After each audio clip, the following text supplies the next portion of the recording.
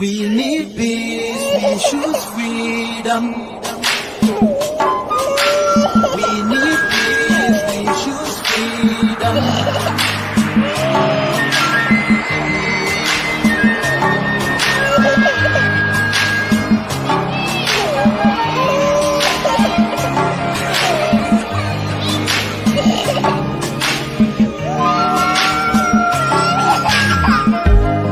There was a nation living in peace and unity.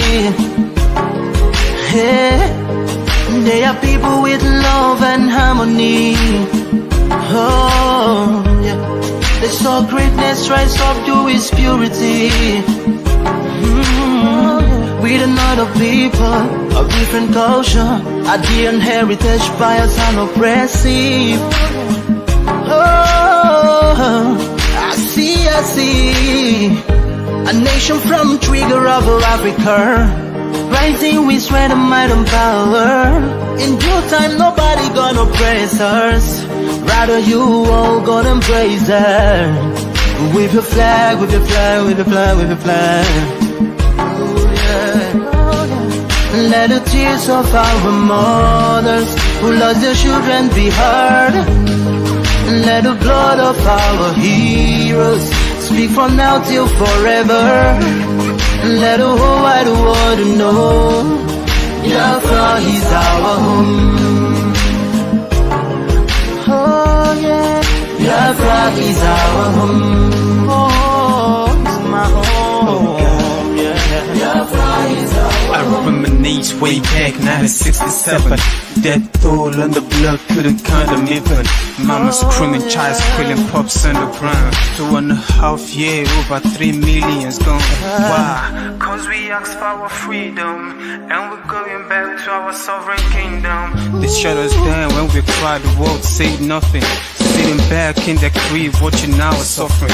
Should I talk about the planes dropping shells like rain? Suka had the first taste of a hero's blood. Abaganazo Bunigwe was stronger than flood, but the juke is too strong and fought them off on the chart. Thought the bloodshed's gone, then it came again. 216 and the massacre, it started again. So bloody name, I couldn't cry tears. Blood dripping down my eyes, water in my veins. We died trying to fight the cause and we're trying to break him. It's our freedom, but the world was against us. Wave your flag over Africa. Welcome people of Biafra. Wave your flag over all the world. See those people of Zion is here. It is the nation that the Lord has chosen for the people of Zion. It is the nation that the Lord has chosen for the people of Zion. We need peace, we choose freedom. We need peace, we choose freedom. Yeah. Let the tears of our mothers who lost their children be heard. Let the blood of our heroes speak from now till forever. Let the whole wide world know Biafra is our home.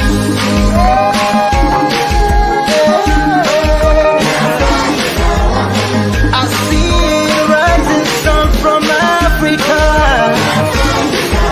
Oh, this is time of victory. Oh, yeah. I see future in Africa. Oh, yeah. People of Biafra. See light shining on the world. Oh, yeah.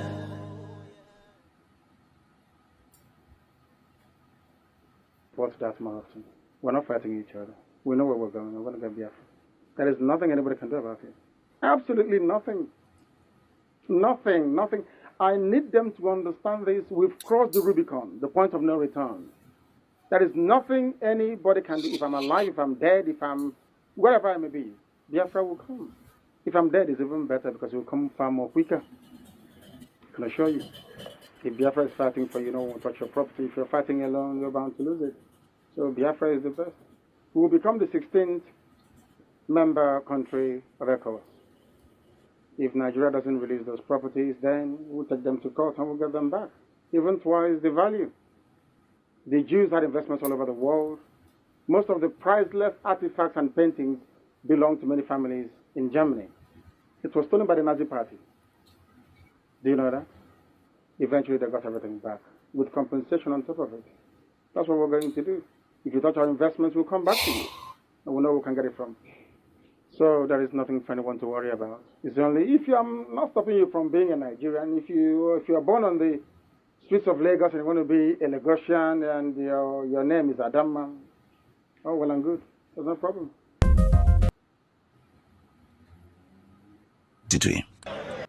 Onye si na agata anya ahụhụ ma ọ bụ na anyị fe arụsị anyị wee na-efe arụsị mgbe were iwe gị na ọmụma gị wee bịa leta anyị ụmụ anyị wee na-anwụsị ụfọdụ nọ n'ụzọ ije ha anaghị alọta ụlọ ọzọ nne na nna wee na-ata ahụhụ wee na-ata ikikere eze nwaanyị konye ka ọ gaa ubi gaa rụọ ọrụ Fulani chiri ehi bata ebe ala gị nne n'iyi okwu ebepụ ya isi anyị pụta anyị kpọpụ onye nwe anyị n'ugwu Awụsa ahụ ejide anyị wee gbuo ihe ọbụla anyị mara aka n'ime ha si maka ha gaa n'ihu elekwa ọdụ ụgbọ mmiri n'igwe ọcha bụ ememiri ọhịa nke dị na Kalaba otu aka ahụ anyị na-ala nsọ ebe Biafra bụ ndị kọstọm sokwenye anyị n'etiti anyị anọghị n'ime mmiri kama kọstọm juru ebe niile ha wee na-ata anyị ahụhụ anyị kwe sịpụta anyị ka kpọchie anyị kwe sịpụta anyị ka gbagbuo anyị onye nwe anyị na Chineke na nke bi n'igwe ọ bụ ụzọ dị anya ka isi na-ekwu ndị iro anyị n'anya wee karịa ndị nke gị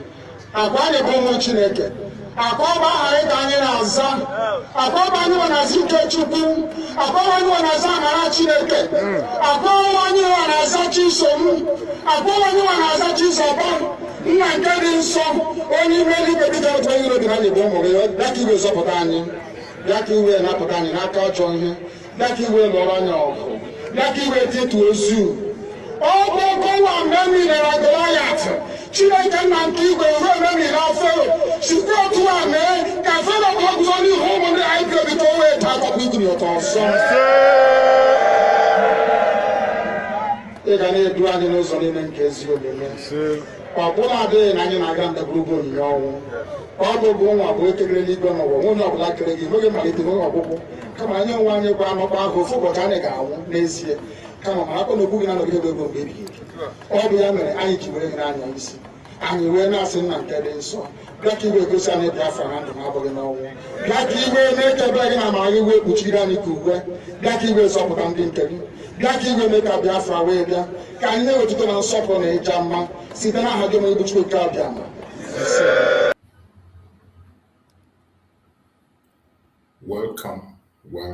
Welcome. Thank you for joining me on this very evening program. I appreciate every one of you that have connected wherever you're connecting from. Please kindly like and share the program on your platform, share to family and friends, share to everyone that is close to you. This is our evening section of the program. As always, we come here to give briefings, encourage Biafrans, and also show some things that are happening in the media of Nigeria for people to understand why we are doing what we are doing, the directions we are going, and what is obtainable. As I have always said, we must always focus on the reality on the ground. Focus on the reality. There are so many lies that are flying right, left, and center. Some people have chosen to tell you what you want to hear to make you happy. Some have chosen to follow their friend. Some have chosen to follow their emotion. But in this platform, we do not follow friends or emotion. We follow the reality on the ground. And how do you know the reality? It is you yourself that will make a research and get the reality. Not just by what I say. As you watch my program and you see what I do, look through, look on the ground. When I talk about reality, more especially in Nigeria, what is obtainable in Biafra territory?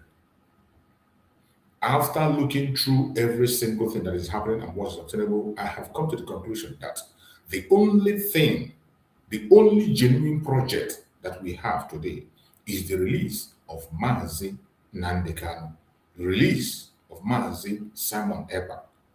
That is the only single genuine project that the Biafran restoration has. So whichever group you belong, whichever section you are, if you are sincere to yourself, Channel all your energy to the release of Nnamdi Kanu and the release of Simon Ekpa. Make sure they are properly represented in the court, more especially Mazi Simon Ekpa. Make sure Mazi Simon Ekpa is properly represented in the court that is coming up on his appeal. It is very, very important. The Finland government took us unaware on the first place. This time, we will not allow them to take us unaware.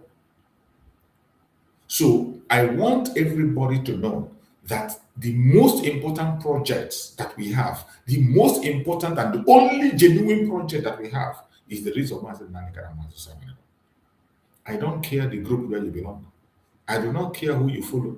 I don't care your orientation or what your opinion might be. But I'm telling you what is obtainable. The reality on the ground. As I said before, in this platform, we talk about reality. Sometimes it might not sound good for you because of your own selfish interest. Sometimes you might not try to listen because of your own personal and selfish interest.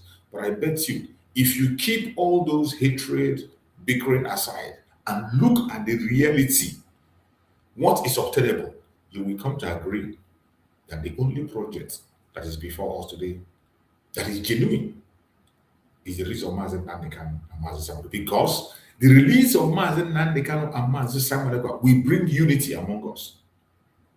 The release of Mazi Nnamdi Kanu and Mazi Simon Ekpa will bring recognition to us. The release of Mazi Nnamdi Kanu and Mazi Simon Ekpa will confirm the actualization of Biafra. We have done everything we can do. Through the direction of Mazi Nnamdi Kanu and the format put on the ground by Mazi Simon Ekpa, we have done everything. We have done it. The next heavy push to take back our land cannot be done effectively without their presence. Taking back our land entirely in the homeland cannot be done without their presence. And ask me why. Because we don't have the force to do it. We don't have the capacity to do it. The only people that have proven, tried, did something that we have seen, they are no longer in the picture. Mazi Nnamdi Kanu is not there. Mazi Simon Ekpa is not there. The Liberation Army have been scattered. And today, Nigeria have grown more bold in our territory than ever. Nigeria is much more bold in our territory today than ever. Now they are conducting operation to take the life of our innocent youths. They are boldly conducting operation. Nobody is confronting them. Nobody is challenging them. They are campaigning for their election this year, doing all kind of drama. Nobody is challenging. Nobody is talking to them. And because they have seen that boldness that nobody can challenge or confront them, what did they do? They pump out money to continue to distract the Biafrans, create enough confusion. That is what they are doing today. Creating confusion among the agitators is their mission today.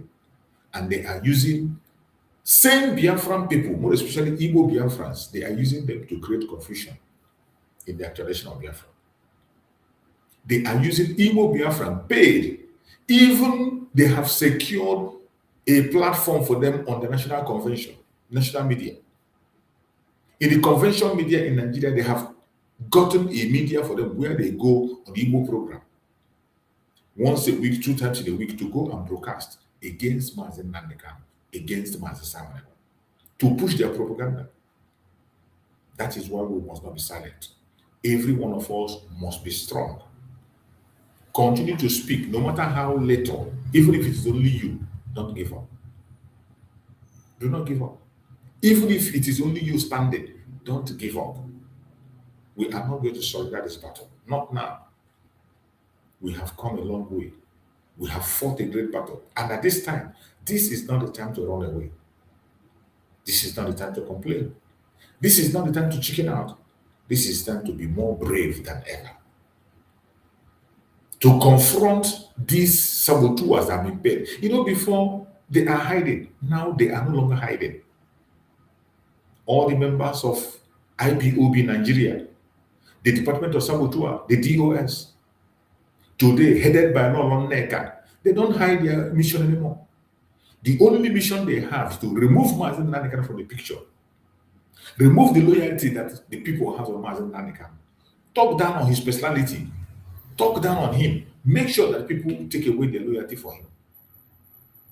But that is mission impossible because the loyalty that Biafrans have on Nnamdi Kanu is organic. It wasn't forced. Biafrans genuinely love Nnamdi Kanu because of what he did. Biafrans genuinely love Samareba because of what he did. Every single one that love these our leaders believe and love them because of what they did. It is not because somebody forced them, not because anybody cajoled them. It is because they earn the respect from us. And somebody will wake up from the blues, trying to destroy what they have built. And they think it's going to be easy. It is not going to be easy for you. It can never be a walk in the park. You can continue to try all you can. You can continue to push all your propaganda and blackmail. You can continue to make all your manipulation. But I bet you, you will never, ever, ever succeed. You will never succeed. No matter how you try, no matter the effort you put, you will definitely fail. Because the mission for the restoration of Biafra is a divine mission. And Chukwu Okike, who put that mission in place, we accomplish it. So this evening, we are giving a recap of what we did in the morning time. From pain to resistance, Biafra demand freedom for survival. Global action required. The reason we are asking for a breakup from Nigeria is not out of hate. It's not for any other reason. It's not because we are too smart. It is not because we are too intelligent.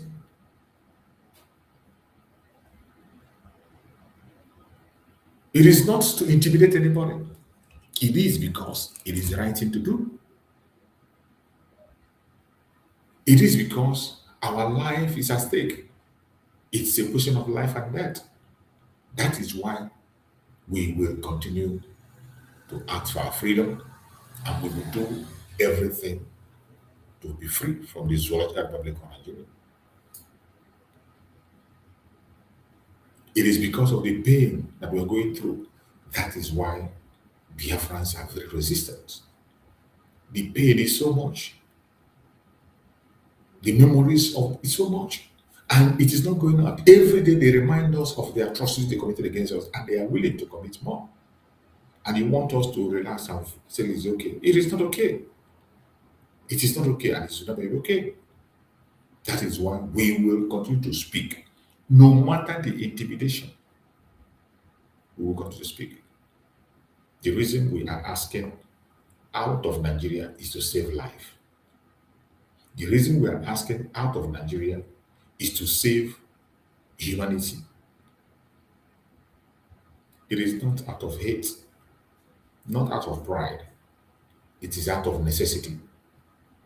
And we will continue to demand for the breakup of Nigeria until it is done, because that is the only genuine solution to the Nigerian problem.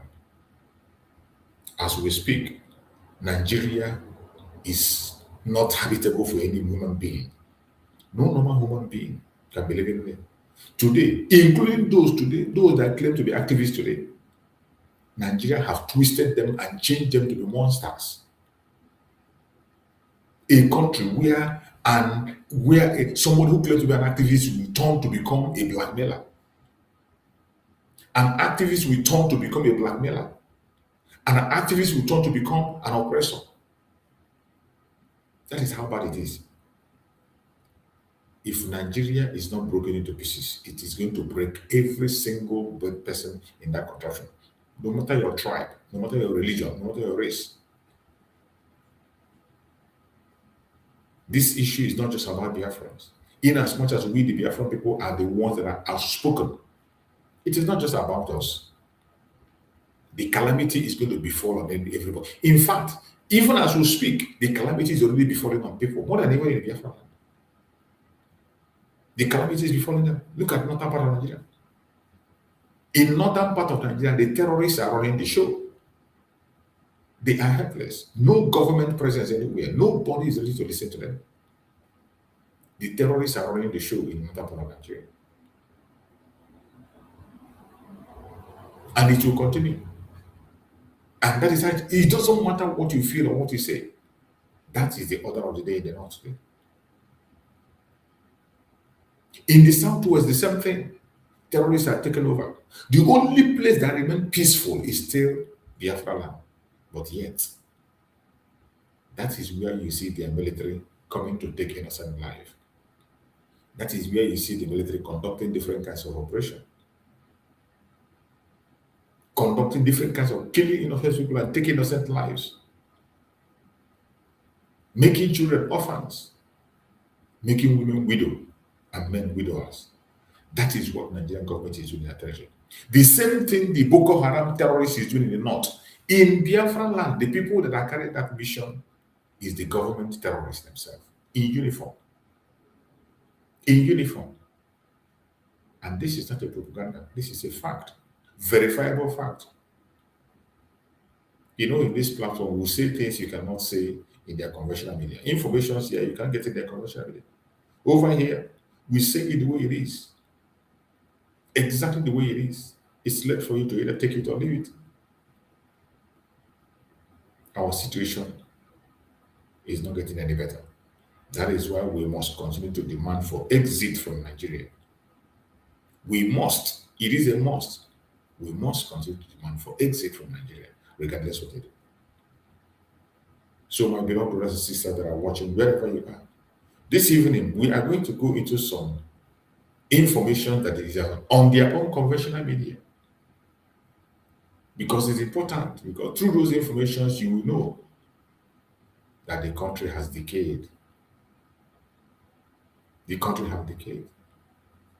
We are going to start with some of the information on their media. There was a video I saw, the guy they call Harrison. The guy they call Harrison. I saw him where he was making a video explaining the propaganda of Nigerian army. Nigerian army went and wrote a press release tagging the kidnappers that Harrison rescued people from their hand to be members of IPOB, that they are ESN. But Harrison came to debunk that they are not ESN. His operation doesn't have to do with ESN. And he was explaining that the military wrote a different thing altogether and they put it together, combine it together. That is a mistake. It is not a mistake. They did that deliberately. It was a deliberate move. Operation that has nothing to do with ESN. But they intentionally went and wrote ESN there. And Harrison came out. He was trying to straighten the issue. So I want us to listen to the explanation of Harrison for us to understand how dangerous it is to be in Nigeria. How dangerous it is to be in Nigeria. Some of us don't understand. It is very, very risky and dangerous to be in Nigeria. Very, very risky and dangerous. Nigeria trying to use everything to that. This is not the first time. There was a time they took something that happened in the southwest and they posted it as something that happened in the southeast. So every time they are always trying to see how they can paint the southeast bad. That has always been their mission. Always trying to see how they can be able to paint the southeast bad. I don't know what we did to them. I do not understand what we did to these people. That made them every time. They are always looking for a means. They are always looking for a means to make us look evil. I want you to listen to this very explanation of Harrison. Because the military intentionally took an operation that Harrison led and said that it was ESN that was arrested, that went and kidnapped. This is how they have painted ESN black, painted the Liberation Army black. When they do something, they target us, just to make people see all that we are violent. It is sad. Very, very sad. Let's hear this.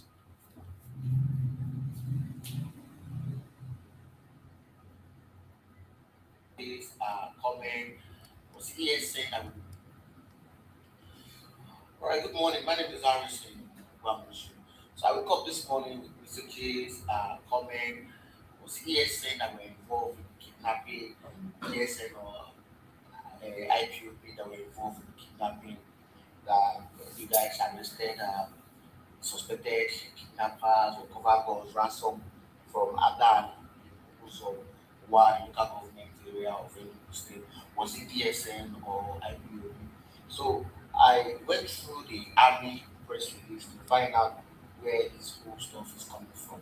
And I have the release here, which is on Facebook, on X, and also on Instagram. All right. Now, what I discovered was, I think the army dropped two updates. They use one post to make two updates. Okay, go through it very well and you understand that what you are seeing there are two updates or in one release. I think the way you wrote it, I think it's kind of confusing. Reason why you guys are saying, was it ESN or IQ? For me, Harris, I don't even know how ESN or IQ looks like.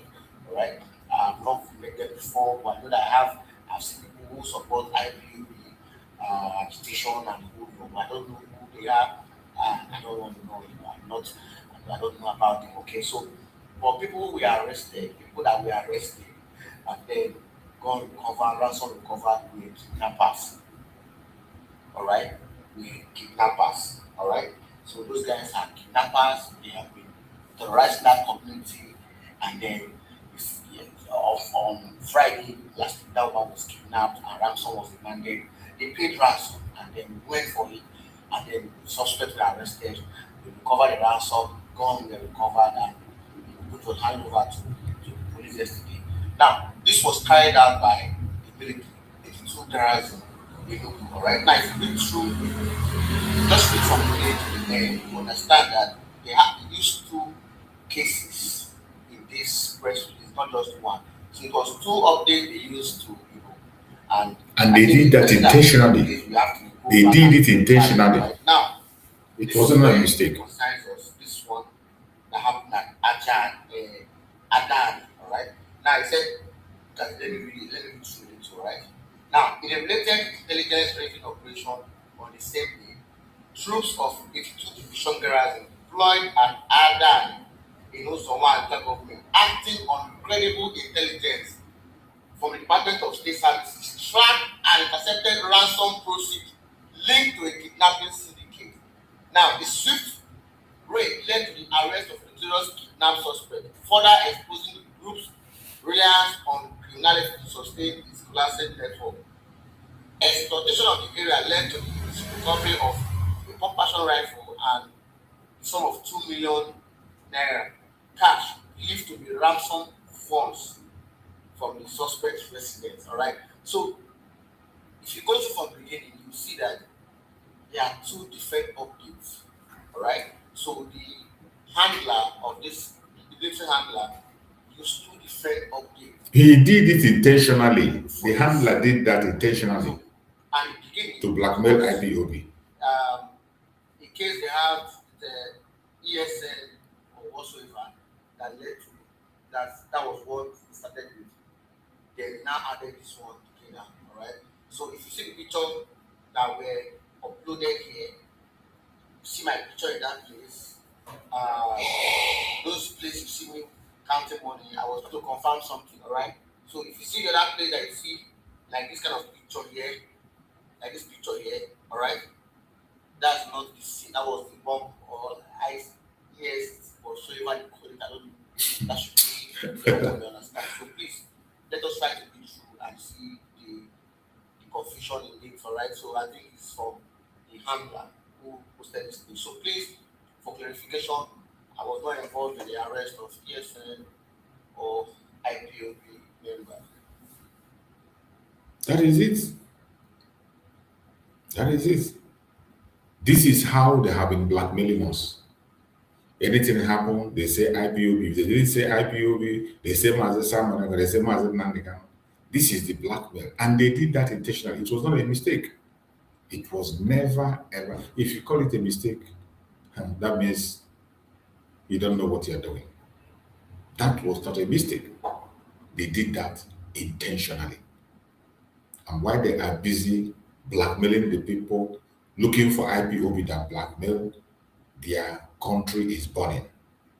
The country is burning. I want you to watch this. While they are busy blackmailing IPOB, the Zoological Republic is burning. Several major roads in Katsina State, and unusual silence now hangs in the air. Routes that once bustled with commercial vehicles, traders, and daily commuters are gradually emptying, replaced by fear and hesitation. From Dandemi to Damusa, along the busy Kankara Funtua corridor, through the Malongfashi Gidamutun Air Highway, and the Jibia Gauranamoda Link Road, stories of attacks have become increasingly frequent. Residents say armed men, often on motorcycles, appear without warning.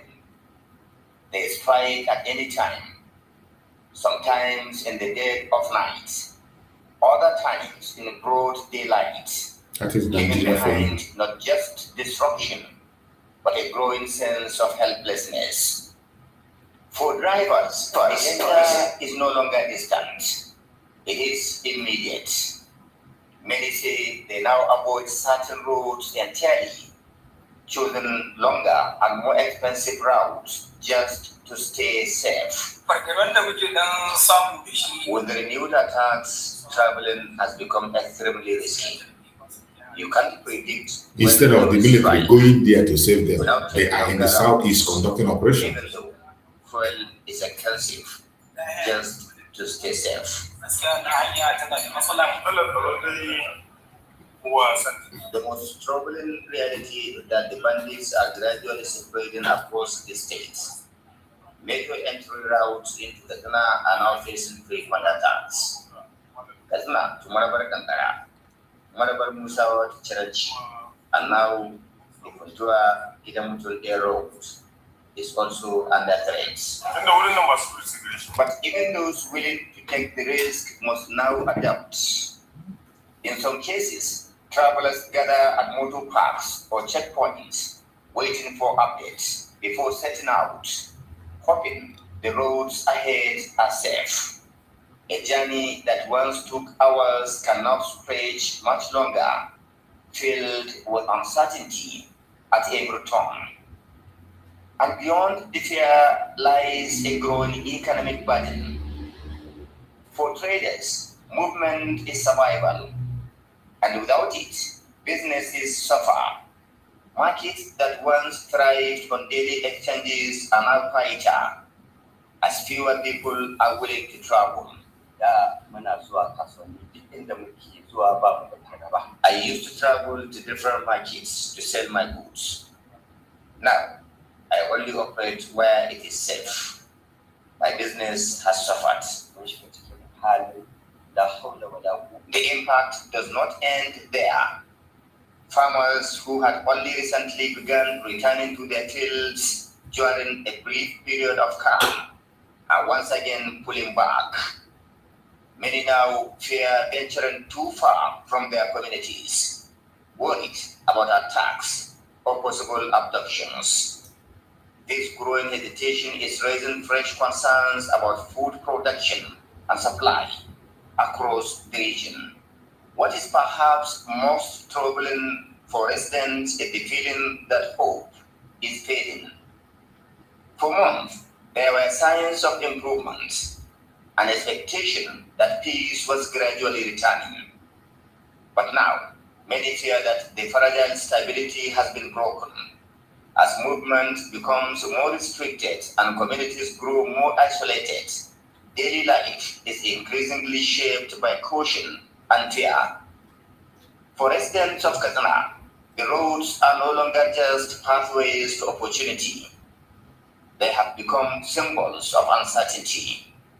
And until safety is restored, many say they have little choice but to stay away.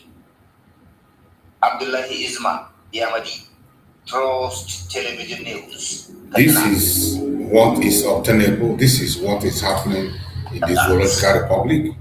You can see why they are busy attacking and blackmailing the Biafrans.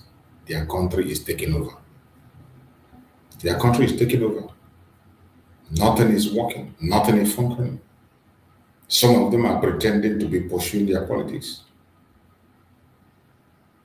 And the citizens are the worst. Those who call themselves citizens of Nigeria, they are the worst of the worst. Very unserious set of people. Nigerian citizens. The worst of the worst. Very unserious set of people. People that cannot even trust themselves, let alone trusting somebody else. They can't even trust themselves. People that cannot fight for their own freedom. If you want to fight for them, they will be the one to attack you. The worst country you can ever think of. It is a shame. Let us hear what Showore has to say there. Showore has been one of those who have been very vocal in Nigeria. In as much as we don't agree with him 100% on the direction he is following, but he has chosen his own path and he is following that path he has chosen, believing in it. Showore has chosen his path and he believes in it. Likewise, we, the Biafran, chose our path and we believe in it, and we don't have any problem with him. He has the right to pursue the revolution on how to change the zoo, however he can. But we believe that it is not possible. We can't change it. That is why we are asking for outright separation from the zoo. We don't have any problem with him. He has the right to do what he's doing, and we have the right to do our own. So let us hear what he has to say here on the situation of the Zoological Republic and what is going on. By nature, not all of us, and we want the system of oppression to be preserved. By nature, not all of us, and we want the system of oppression to be preserved with the hope that one day they will become the oppressor, and that system will still be in place. And the worst thing anybody that is aspiring for freedom can do is to envy the oppressor. That is what is in Nigeria. Even though they complain about oppression, they actually envy their oppressor. Absolutely. They want to drive, they still want to drive the tactical convoy. Very true. They don't want a system that polishes the convoy system. So that when it's their turn, they will drive the convoy too. It will be our turn. We want to enjoy that. And I started knowing this during the Babangida regime. When we were fighting Babangida, I discovered that some of the people are fighting Babangida always tell us that Babangida is a man. That is Nigeria for you. That somebody is oppressing. They always, even when he called himself an evil genius, they were happy to be addressing him as an evil genius instead of driving him away. Him and his wife, that is an evil genius. Wow. So when Abacha came, it's the same thing. The majority of the people who said Abacha was the bad person ended up working for him because they envied that the way he flew through the land. That is why Nigeria has to be dismantled. If you don't dismantle it, anything you form on top of Nigeria will still be the same.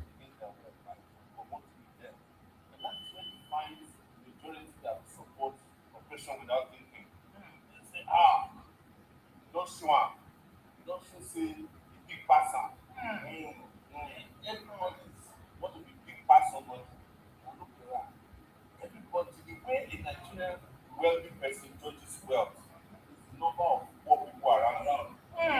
When he's arriving home and everybody is rushing to his gate, rank and day, when I was NYC, people were staying on the road and people were staying on the beach. If they spit out of their car, they will catch the spit and use it to rub their face. Because they believe that wealth comes by transfusion of yes. So until we get the majority who don't envy oppression, who don't want oppression to survive because of preserve until they carry it out, then Nigeria will be there to like this. That's what it is. That's what it is. When you listen to Showore carefully, what he said here is really the truth. And this is where we agree, and where we disagree is on implementation. When you listen to Showore talk, everything he says confirm that the system of Nigeria is bad. It can never be redeemed. And where we have a problem with him trying to amend that system on that name Nigeria, it is impossible, because the owners of Nigeria, it is working for them how they want it to work. The only people that are complaining now is this Showore and those of us who don't want to be part of the Nigeria. So if you are doing anything on that name Nigeria, it will still be the same. Just as he gave the story now from Babangida to Abacha to people that hated them end up working for them. That is how Nigeria is programmed. Everybody is looking for it. Even the person you think is an activist is looking for an opportunity to oppress. Look at the one they call very, very, very dirty man. Go and see what the one that calls himself the very dark man is doing. Go and look at what he's doing. Somebody who claimed to be activist, who claimed to be fighting against oppression. Today, go and look at what he's doing. And that is what Nigeria produces. That is why I say there is no single activist in Nigeria. Not even one. Not even one. Showore cannot be counted as a Nigerian activist. He has been abroad, living abroad, he's abroad, he did everything he did abroad. And he has not been constant. He's just held captive in Nigeria that he can move again. All these people that claim to be activists in Nigeria, all of them are looking for their own opportunity to do one thing or the other. Bunch of criminals. That is what we say. The only solution is to dismantle Nigeria. If you don't dismantle it, the whole thing will continue to happen. That same thing you are running from will continue to happen. Let us also hear this speech from Showore. Let's hear what he had to say here too. He didn't ask me, because I didn't say that he meant that. He said, Sahara reporter said. This one is in response to the one that called himself between him and very dirty man. But if he feels that the one who said it, that's his opinion. It's not, that is I worry about or waste my time and things I don't bother myself. Everybody, and this reiterate once again, everybody should enjoy the right to freely express themselves. The lawyer who made that man was my lawyer this year. When we leave this place, we are going to the Federal High Court to work on ensuring that the bail date is gotten, and the bail application has been filed already. And the police filed the counter. As we speak, the police has withdrawn the counter application against his bail. So if we move the bail application, it will be unopposed, and we can end all this. I think we all agree that this is going to end. And yes, and we'll move on from there. I may not move on, because I find it hard to move on sometimes, but I believe that this is coming to an end, and it's going to end very soon. Yes. Yes, I was the one who drove me in Black Maria. Then you see me in Black Maria. I was the one who drove the Black Maria to this place. So yes.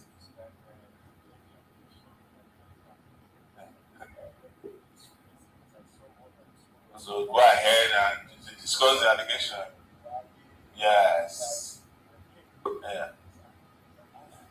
So and you're just asking now that he said they should provide evidence of meeting with that. Did he provide the receipt? Show that I was paid. No, don't worry about these things.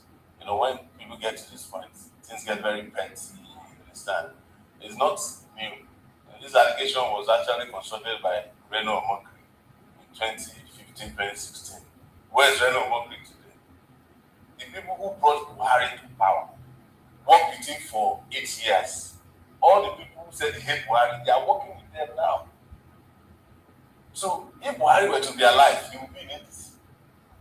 And all these people will go and join the APC and tell you that they want to drive Tinubu away with Buhari. So don't let all these hypocrites keep deceiving you. If anybody collected money from them, when I was arrested in 2019, they would have put the receipt out. Did the IGP or Beto could not collect all my account numbers. NFI investigated me, they submitted the application, they charged me for treason, money laundering. That is it. I wish that this one Nigerians that are talking about nonsense everywhere, those that still believe in their own, I wish they can listen to Showore and go to revolution. I wish they can support him. For we Biafrans, we have only one single option, exit from Nigeria. But to those of them who think they can change that, I wish they can listen to Showore and at least fight with him and create a revolution, but they cannot. Every political season, they extort people. Every political season, they lie to people. Every political season, the same complaint, the same story, including the one they call P2B that is now running up and down. I want to play a video of what somebody said about P2B. I want you to pay attention and hear what somebody said about P2B. And I can't agree with him less. I agree with the person, what he said. Pay attention and hear what this guy had to say about the one that called himself P2B. P2B is the cause of the problem we are facing in this country today. Yes, P2B is the cause of this problem. All this suffering that Nigeria youth are passing through today, the cause of all this problem is P2B that causes it. Yes. Why do I say so that P2B is the cause of this problem? In 2023 presidential election, everybody voted for P2B. I traveled away from Port Harcourt, I launched in a hotel in Asaba just to make sure I vote my polling unit. Everybody voted for him. Even when we came back as asked, will we defend our vote? He said, if you are voting for me, P2B will defend your vote. But if you are voting for yourself, you will defend your vote. When the time comes, when the tension becomes too hard, when APC government have all results in the midnight, all the whole youth in this country want to take over the street. P2B now say it's going to court. That is how P2B cause the problem. It's going to court. When APC have the chief judge, when APC have everything, the lawyers and the judge, they have it in their possession. They are going to court. You can see that justice for Mohbad that was done by the youth was not actually for Mohbad that demonstration. It's the anger that is in the heart of the youth that was not leashed out. You know, whenever the sky become heavy, the rain must surely fall. The sky of protest was so heavy, the youth are ready to defend their vote. What P2B could have done is this. Just enter plane, travel to overseas, hand over to his vice, Ahmed. A simple thing P2B could have just said that time.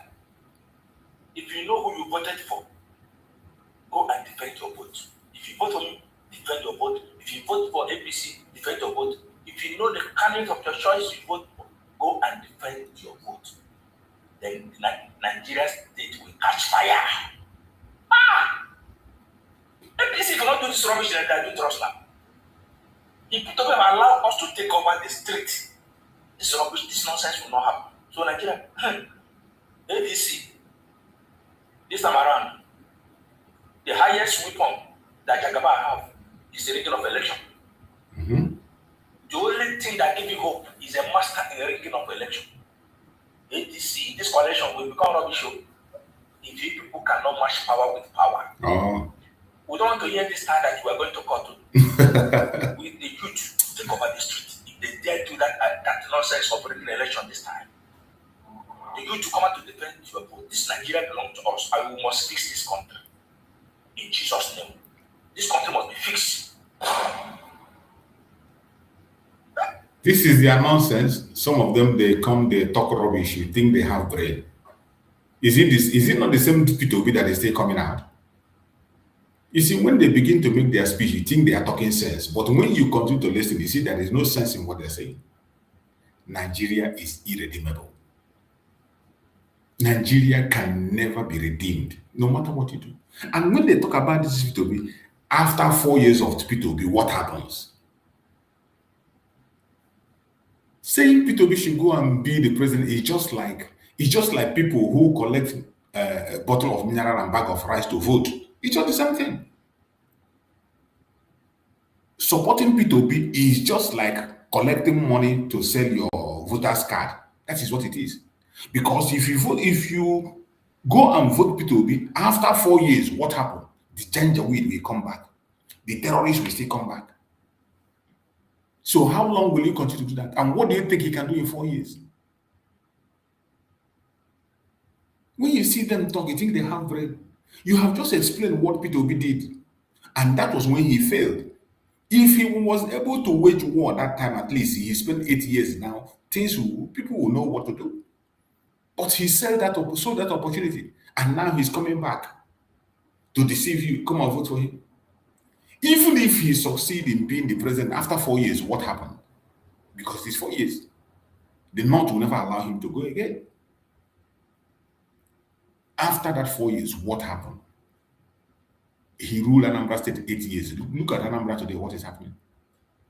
To tell you that one person cannot change this. The system has to be changed from the grassroots completely. Dismantled completely. They attend to Israel, everybody go their separate ways.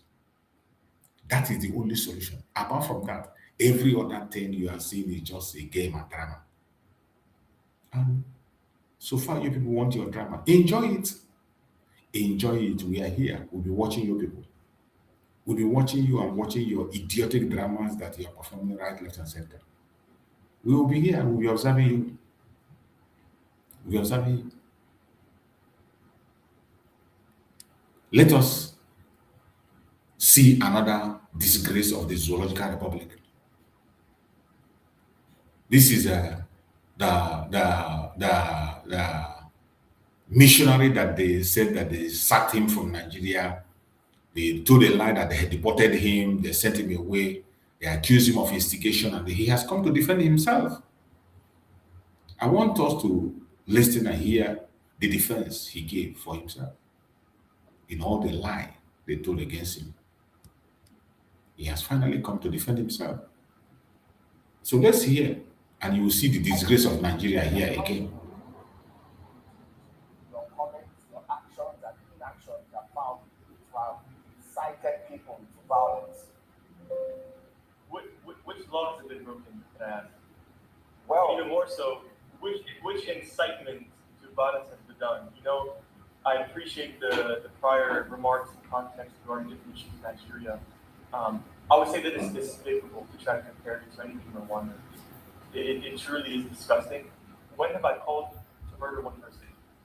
I've never once called for anybody to be murdered. I've called for people to be protected. Well, The government Alex, is not doing their job. Alex, maybe not directly. Slaughter. Maybe not directly. Maybe not directly calling for revenge attacks, but from what you're telling the people, they get more agitated and this leads To defend themselves. violence. From Yes, to killing. defend themselves. But we have the government and security You not protect agencies. your own daughter. You see how shameless Nigeria is. This is in their studio that Alex Bieber is speaking. They say he instigated. He is asking him, who did I instigate? When you say somebody should defend himself, how does that translate to instigation? When you say somebody defend yourself, and this message that Alex Bieber is preaching was what Martin Simon Ekpa preached. Defend yourself. How does that amount to instigating violence? This is the same thing that Martin Simon Ekpa was doing. That today, Finland, stupidly and idiotically, because of selfish interest, jailed him. Look at it. How does telling people to defend themselves amount to instigation? And this idiot is here talking trash. And maybe because of the way you said it, you didn't say it well. Okay, you will carry water in your mouth and say it. And son from being killed by terrorists, is that wrong? Is that harmful rhetoric? To protect your families from terrorists? Because it's Christians that were saying to protect themselves? Everybody should protect themselves. And anybody in their right mind, if they are being threatened, if their daughter, mother, father, anybody is being threatened to be killed, it is their right to protect themselves. If you cannot live in peace and you cannot protect yourself, what country is this? I wonder. Ask You them. can't live. What is that? Ask them. Anybody in their right mind would not want their families to be killed, and that's all I call for. If the government is failing to protect you, you should protect yourself from people who. This is exactly what the Biafrans have been preaching and There's saying. nothing breaking a law about that. There's nothing evil in that. And from my understanding, even in Muslim and Christianity, you should protect yourself. This is what we are doing, protecting ourselves as Biafrans. But they call us names. They attack us. To do anything regarding the government, I said, protect yourselves from people who would threaten your life. Well, there's nothing wrong with that. No law has been broken. There are also claims that there was a meeting you held with the local population, and after talking to them, there was a reprisal, a revenge attack that also led to the death of 2 other people in Plateau State. That was already done before I arrived. What I noticed was the burning in the fire, the people had taken revenge, and that fire was actually where the attack happened, which I found out after I had left Anguarukuma. So they had killed 2 people, innocent people that were Muslims from what I was told, in revenge for the original attack. And those 2 people were in a Kenya, from what I was told.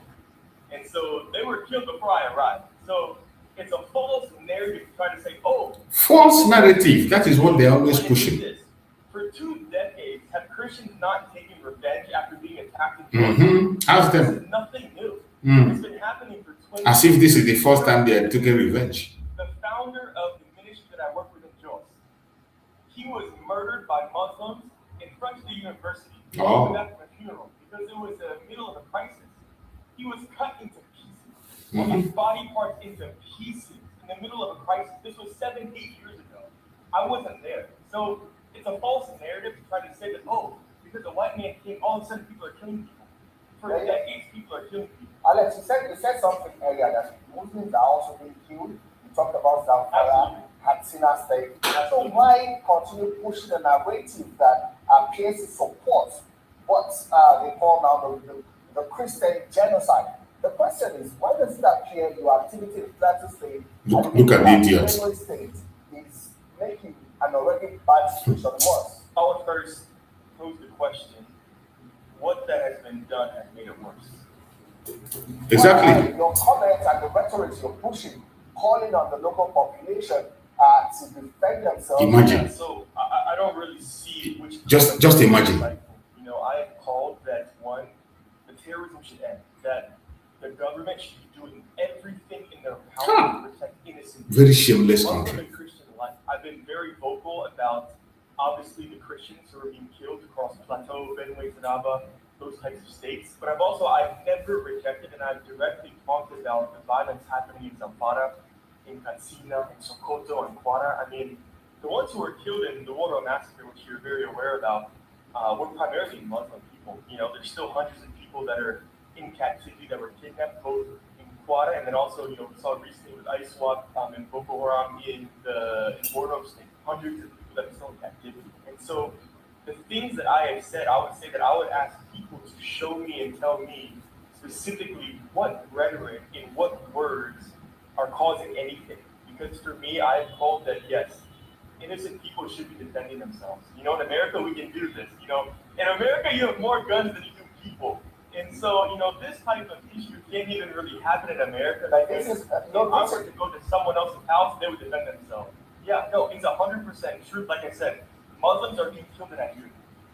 This can't be questioned. It's a fact. But there's 2 things that I want to really be clear about, okay? If you say that Christians are being killed and there may be a Christian genocide, that doesn't mean that Muslims are not being killed in Nigeria. That is the thing. And they know it. They intentionally continue to drive a different narrative. God have mercy. Muslims are being killed, Muslims are being kidnapped, hundreds and thousands of villages have been burned. It's pure evil. Across the middle belt, specifically. But yet, that does not stop the Christian genocide. The truth is that Christians are directly being targeted. Exactly. That can't even be disputed. And the question that I would ask is, if this is not the case, how many Muslims and how many Fulani people have been killed? How many of their villages have been burned in these states? They won't answer it. They have no answer to that. Those places. Fulani cattle herders are not killing their own people. They're not burning their own villages.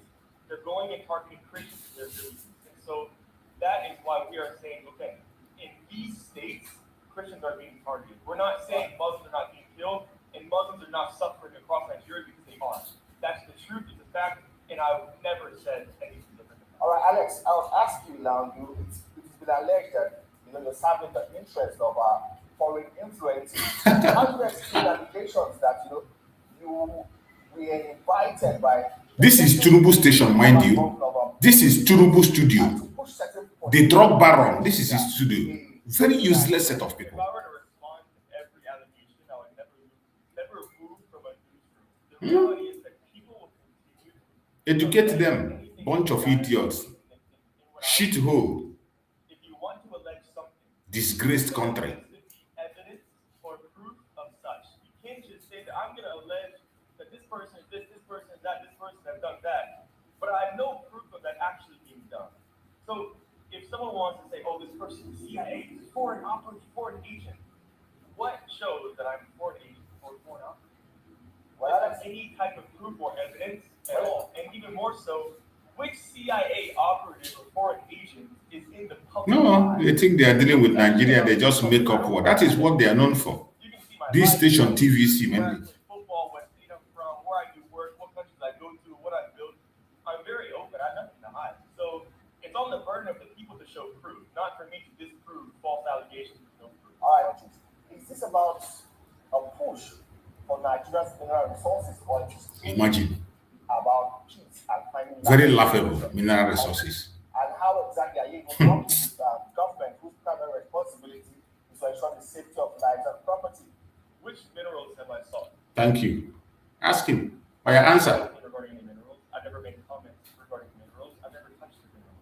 I build churches, I build schools, I rebuild villages that have been burned. I stand for the oppressed. I stand for freedom. I stand for the innocent people to protect themselves from terrorists and people that would take their lives. I've never discussed minerals. I have no interest in minerals. I don't even know what minerals there are in Nigeria. I know there's tin because I saw tin miners mining in Buckingham mine.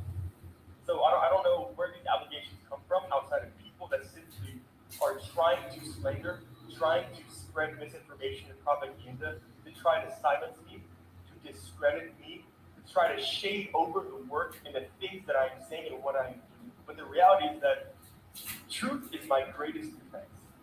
Because truth cannot be argued. Absolutely. Cannot be argued. Allegations can be argued. Absolutely. Allegations. All right, there's no proof and there's no facts. There's nothing for me to say. I can't disprove, but there's nothing to respond to. Exactly. All right, then. Alex, what next for you? You have left the country. You denied claims or claims that your visa was revoked, but now you have left Nigeria, Florida. Are there plans to return to continue the work? Absolutely.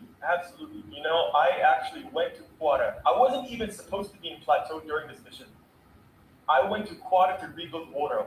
And when I got there, you see, it is this same station that lied and said he was deported. Now he has debunked them, shown evidence that he was never deported. His visa was not revoked, neither was he deported. This same station, they were the one that lied that he was deported. Now he is in their station, debunking all their lies. Tinubu government with this their government station came there and lied against him. Very shameless people.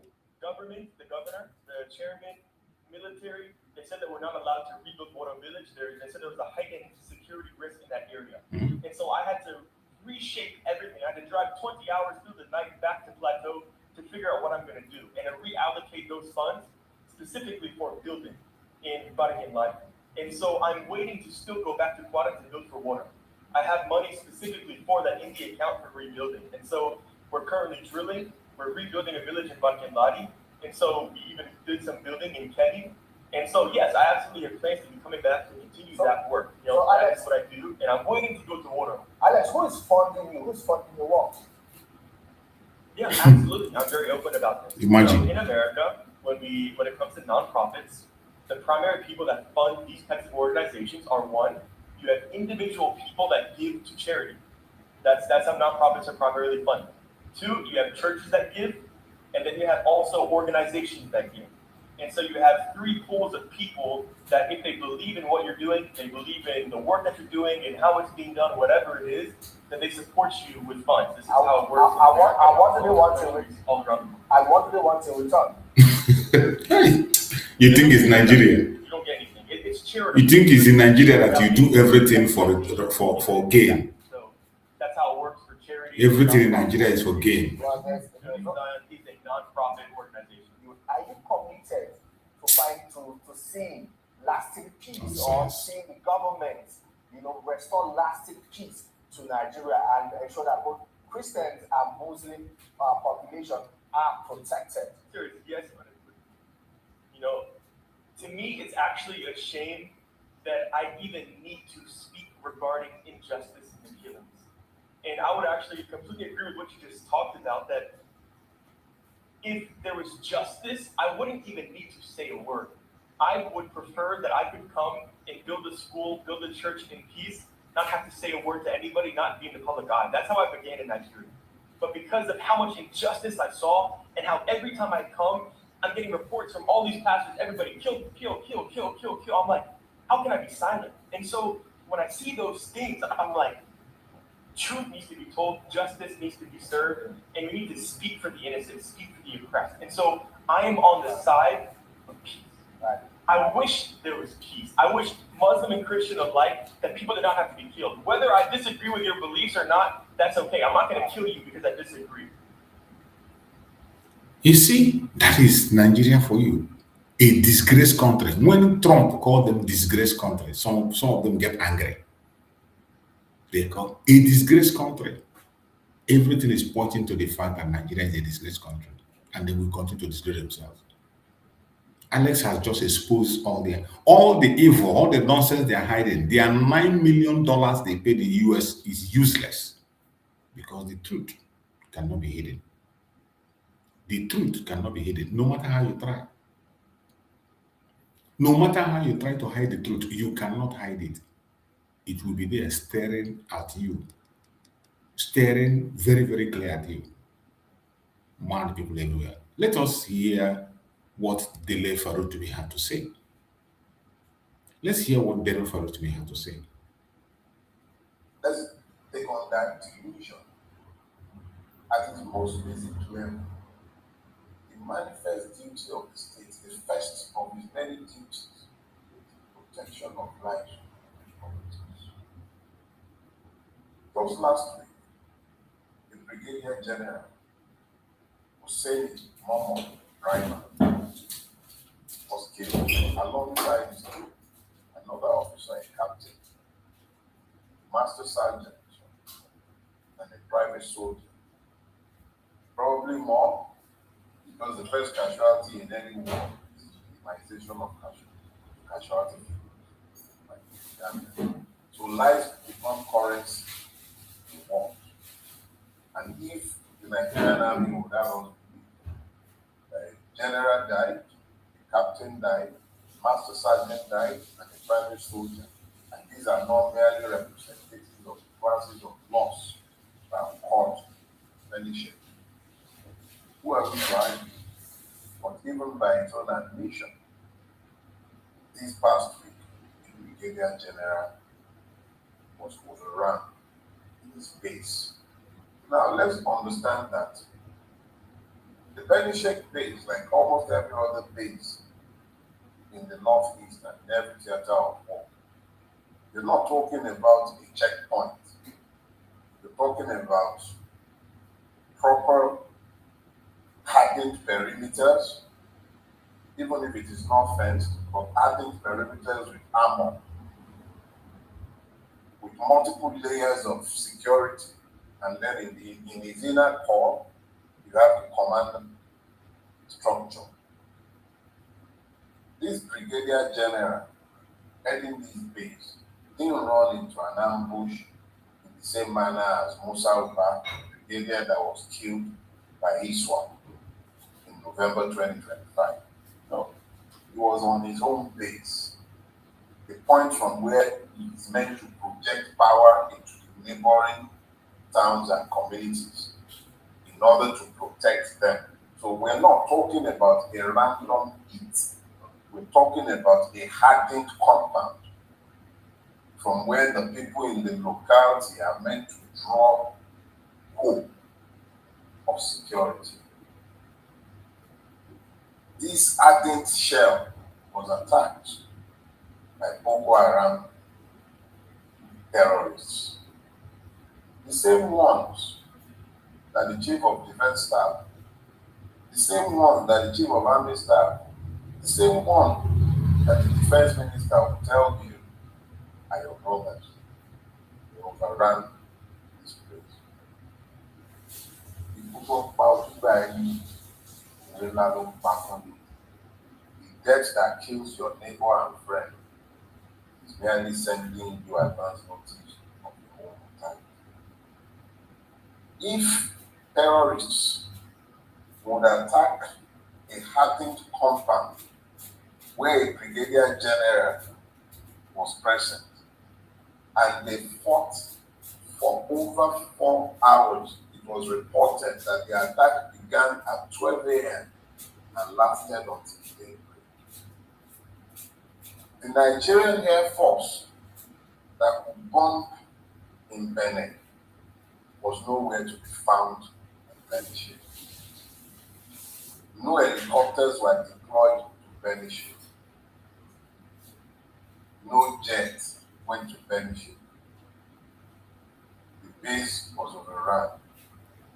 Brigadier General was murdered. The state failed even its own primary servant, essential protection. The same country that can afford to buy yachts for the president. The same country that is capable of maintaining multiple jets, the presidential fleet.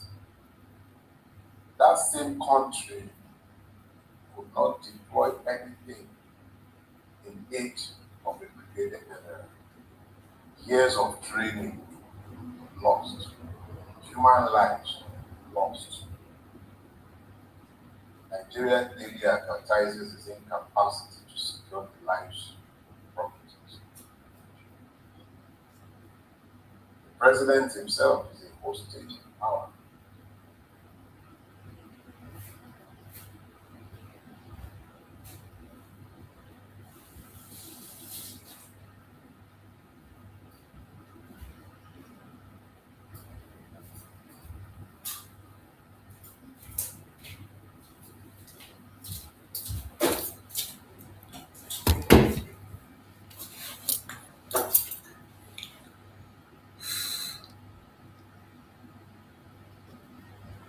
That is Nigeria for you. You can never complete the story of Nigeria. If you want to tell the story of the zoo, you can tell the story for 1,000 years and it will never end.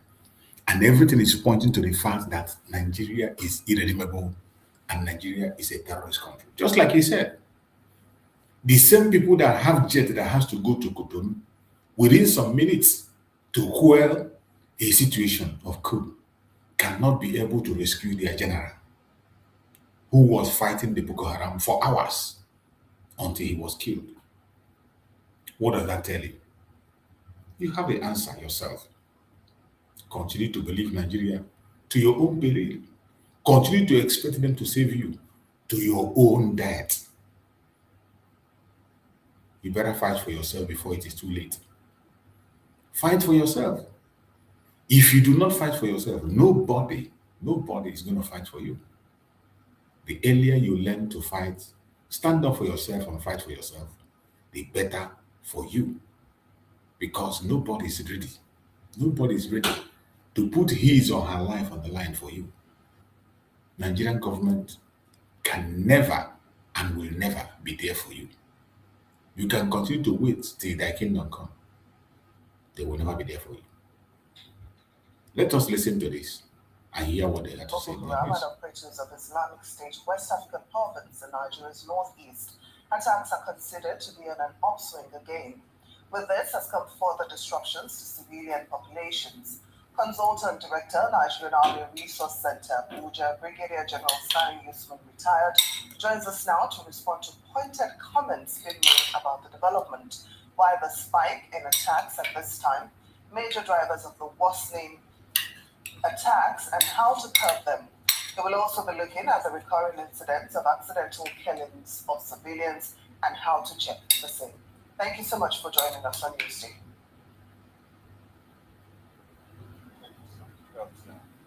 So, Brigadier General, please, can you tell us why you think we are seeing these attacks intensify at this particular time? Would you attribute this to operational lapses, evolving tactics by the insurgents, or external influences? Well, once again, thank you so much for having me. Contrary to what you are trying to insinuate about operational lapses, this fight is brought about by quite a number of factors. First and foremost, anybody who's familiar with the counter-insurgency effort in this country within the last decade and more, you will understand that there are instances where climatic conditions to a large extent affect or have impact on, the activities of the terrorists. That is one. Then secondly, it's brought about by the renewed effort on the part of the security forces, particularly the armed forces, because as I speak with you right now, they are making effort to clear the stages of the Boko Haram strong holes in Sambisa. So quite a number of them have been dispersed, so they are looking for opportunity targets. Then the other aspect is taking undue advantage of the senior polarization of Nigerian society. When you are dealing with security challenges of this type, which is dynamic and asymmetric warfare, in the sense that the enemy or the adversary is not clearly defined as against conventional warfare. They have been, embedded within the society. In most instances, and you know it, even one of the staying powers of the terrorists actually eat the people, the population. And I like to put it with the fish.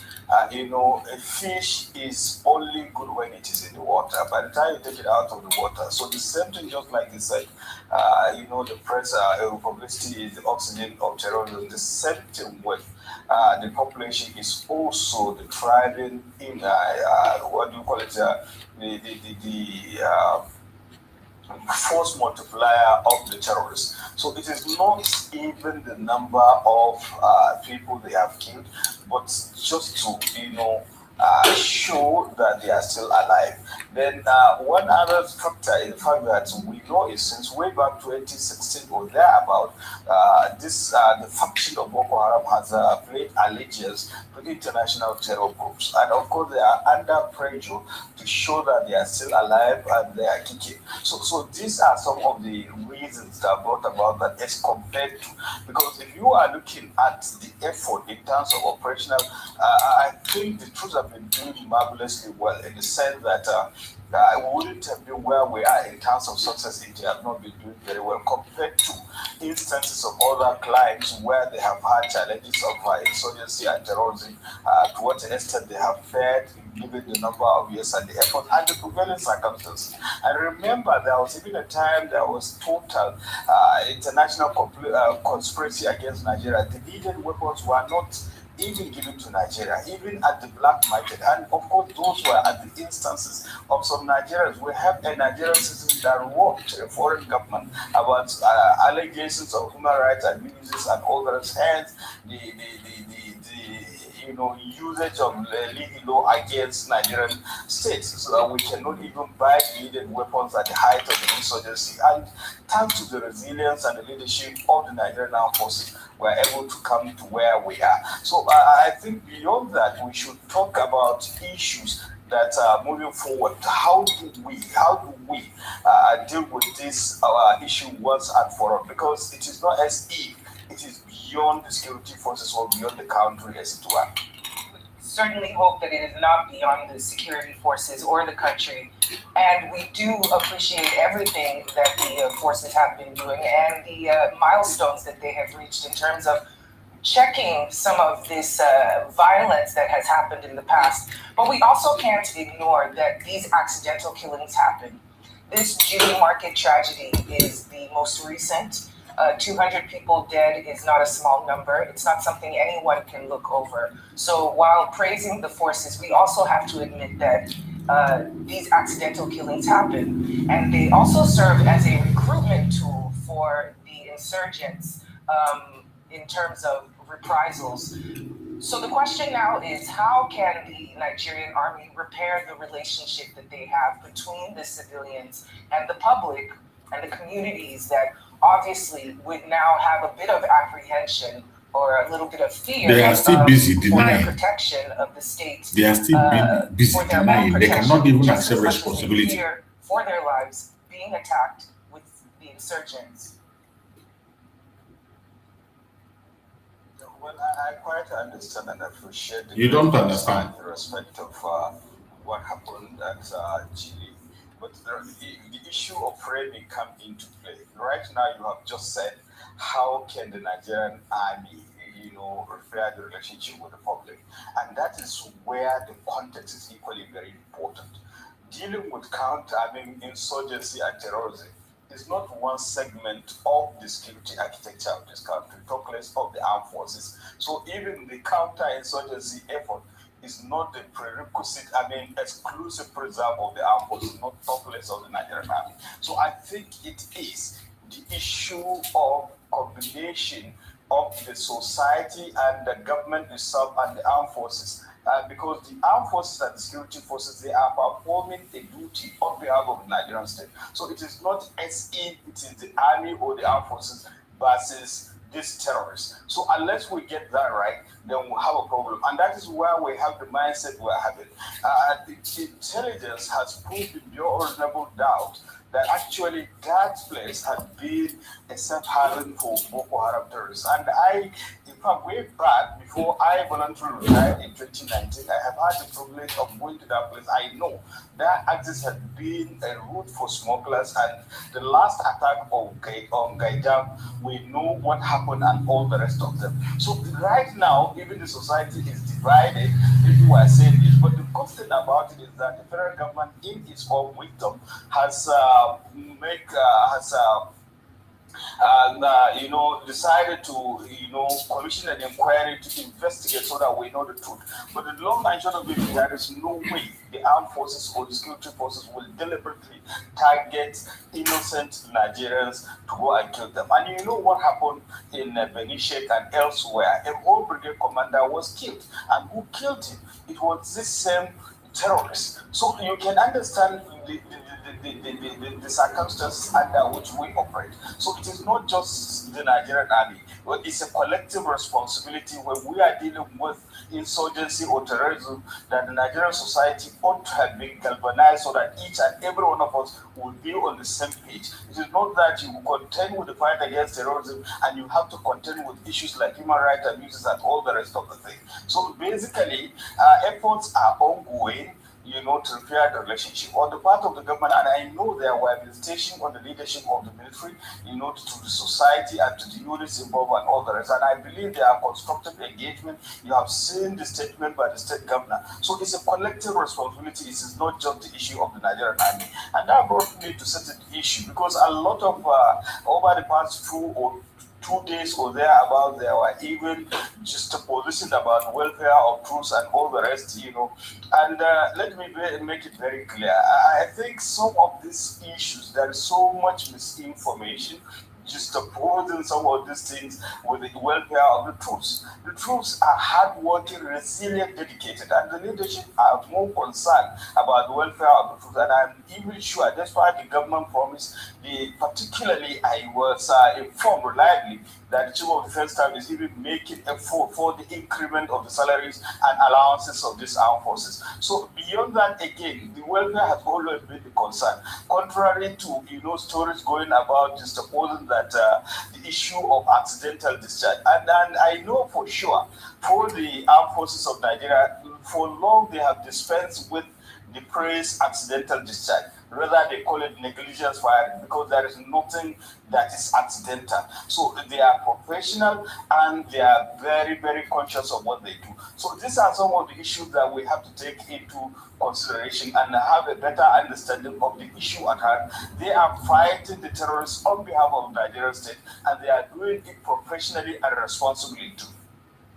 Well, I certainly agree with you, that it's a collective responsibility. And like my colleague said, we do appreciate everything that the armed forces have been doing for Nigeria. Now, but I'm wondering, if it's possible to have some immediate steps that can be taken to minimize, or eliminate this type of tragic occurrences. Is it possible for something to be done, at least to reduce such incidents? Well, a lot of things need to be done. First and foremost, of course, you should understand the circumstances under which the armed forces or the security forces are dealing with. I mean, they are performing these tasks on behalf of Nigerian society. Now, these people, I made mention of the fact that the mainstay power of the terrorists is the population. And you have had, in fact, it is not quite long, when there was an attack on Konduga, that 2 people were caught in Delwa. They were given accurate, timely information to the terrorists where to go or where not to go. Right now, they are in custody. But now the question to ask is that, and one of the commanders, in fact, raised this issue, and I think this is what should agitate our mind, all of us, in the sense that bulk of the people who started Boko Haram way back 2009, most of them have been eliminated. So, but how is it that Boko Haram kept on recruiting? And you take census of the Boko Haram, almost all of them, they are Nigerian citizens. Why is it so? Why is it so that, how do they get recruited? Is it the responsibility of the armed forces to stop Boko Haram from recruiting from the Nigerian population? So, and that's brought about the issue of the definition of counter-terrorism efforts, entities. So it's a collective responsibility. The kinetic aspect of it is when you are putting in 100%, it's insignificant compared to the other non-kinetic efforts. And those are the issues that we should concern ourselves. It borders on the social, economic well-being of the society, infrastructure. And the good thing is that I'm not praising, the governor of Borno State. He's doing marvelously well in terms of all these areas that we have mentioned. But the truth is that we still have some people that they prefer to hobnob with the enemy of the state than being with the government that is trying to make the place safe and secure for them. So these are things that should agitate our mind. And so the starting point is to see how best we can synergize the efforts of the security forces, the state government and the federal government. And of course, conscientizing the Nigerian society that these people, they do not mean well.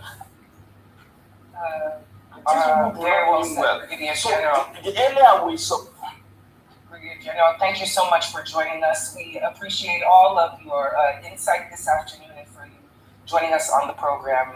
Brigadier General Sani Usman, Consultant Director of the Nigerian Army Resource Center in Abuja. It is so sad that Nigerian government is known for never taking responsibility. If you listen at this, their so-called general, he was busy there defending the military in all their mistakes, in all their fault, in all their criminality, in all their failures. They will never accept responsibility. That is why Nigeria is irredeemable. When we say it, it is not being said out of hatred, it is not being said out of pride, it is a reality. Nigeria is irredeemable. And that is why the Biafrans are opting out. That is why we don't want anything to do with Nigeria. When we see us calling for separation, we are calling for separation because the environment is so toxic and there is no solution, no other solution. No solution anyway. For more than 50 years, solution have been seen. You can't find solution anywhere. The only remedy is separation. Everybody go their separate ways. And the more you continue to pretend that it's going to work, the more you continue to danger innocent life. I appreciate every one of you that have been with us on this very evening program. Thank you so much for joining. Like and share the program to our platform. Share to family and friends. And we're going to be back again tomorrow morning by the grace of Chukwu Kabiam and continue on our exposition and encouraging Biafran people to pursue the right path for our freedom. Remember, the only single project we have is the release of Nnamdi Kanu and Simon Ekpa. That is the only genuine project that we have. And whichever group you belong, whatever be your religion, whatever be your orientation, whatever be your opinion, I want you to take up that project. Release of Nnamdi Kanu and Simon Ekpa. That is the only genuine and credible project that we have. Support it the best way you can. Any group that has a tangible plan that you can see, I don't think about people who are walking on the ground. If you're walking on the ground, it's up to you. Any group that has come out in the open to give a roadmap on what to do to see that Simon Ekpa is properly represented in the court, is adequately represented in the court, support them financially, support them morally, support them in any way you can. And when you go to your group, ask them, what is your plan to see that Simon Ekpa Njogu is properly represented in the court? Ask your group, any group you belong, ask them this question. Ask them, what is their plan to see that Simon Ekpa is properly represented? Whichever answer they give you can help you to take your decision on what to do. Whatever answer you're given. If they say they are walking on the ground, leave them, let them walk on the ground. Go and look for a place where people are doing something tangible to see that Simon Ekpa is represented. We know that there is a group already that have found an international lawyer. And the international lawyer has spoken what he's going to do to make sure that the right of Simon Ekpa is represented in Finland through international law, through involving United Nations, through the Foreign Affairs Ministry of Finland, and through the United States of America. A very good step. So, go and support them. Support the best way you can. I am not asking you to go and join a group. I am asking you to go and support the legal funding of Simon Ekpa case to make sure he's properly represented on the 5th of August.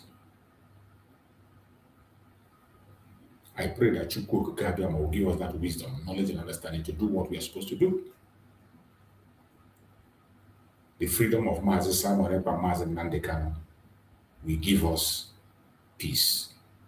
The freedom of Simon Ekpa, Nnamdi Kanu will bring unity among us. The freedom of Simon Ekpa, Nnamdi Kanu will give us recognition. The freedom of Nnamdi Kanu and Simon Ekpa will confirm the actualization of Biafra, full restoration. May Chukwu Kabiam guide and protect us. See you again tomorrow morning by the grace of Chukwu. Good night, everybody. Bye. We need peace, we choose freedom. We need peace, we choose freedom.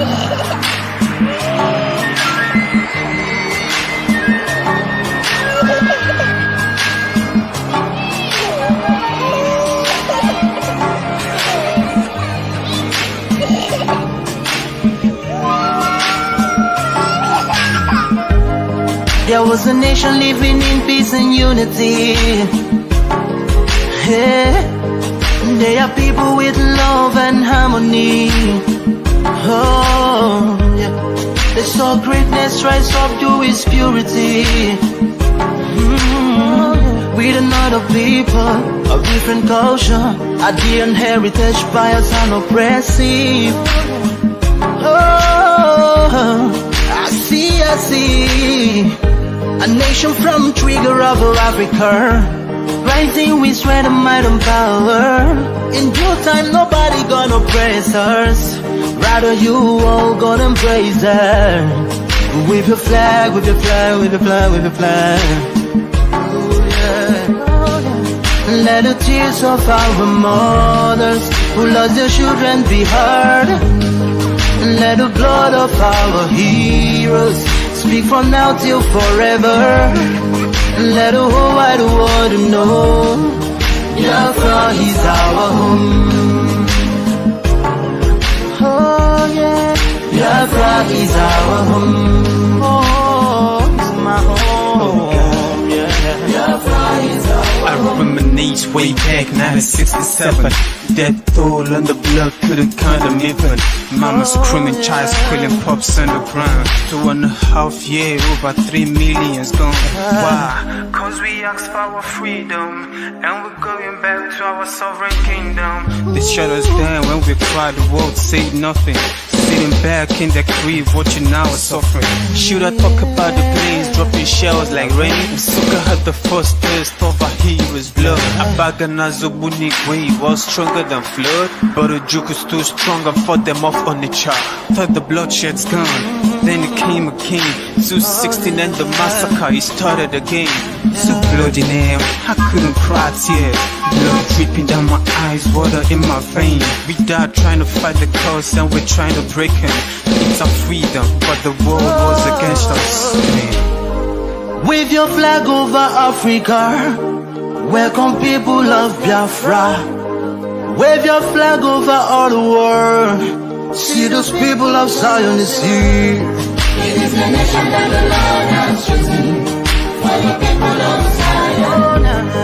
It is the nation that the Lord has chosen for the people of Zion. We need peace, we choose freedom.